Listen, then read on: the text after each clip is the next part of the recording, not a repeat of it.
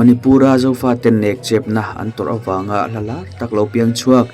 ingam hi loham kanram ani loem ni ti phuatu ls mangboy elungdim chu ugas ni sumthum pakhat jingdar sarivel khan meitei silai mu tuarin aram le namtan anun na hlanta mangboy po village volunteer ni ve in alua silaya ka liam ania liam na tak tuarin lamka district hospital a hruai ania an khoi thei lawa wangin aizola phurpota chutatanga gowati lama hruai tum ani mek lain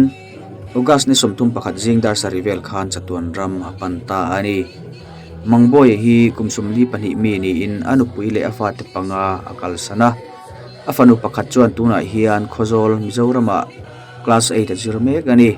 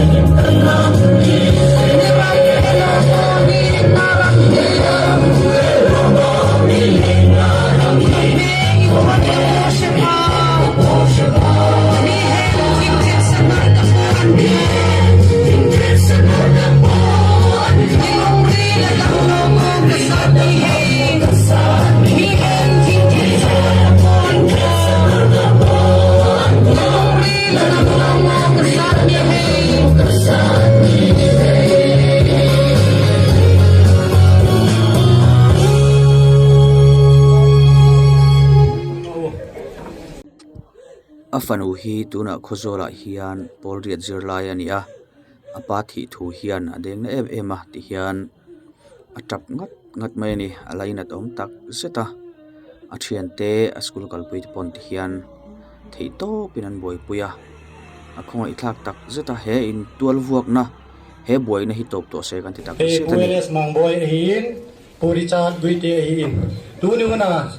pasal hang san isun te ni hi keimau joiner dis de le kasun pinau kapun na bakun kapong na tun mi pite hin nute pate insun mi te hin kalungem pi ma mau hi te ka bakyan hin din tuni una joiner dis song gidin lo nai laung ge sak lo na hi pueles mangboy hin to egam hiloham di la siem pen hi pau chengin pau zo sien hong ke le dokin joiner dis in ajikha pau zo se recording hong ke bolin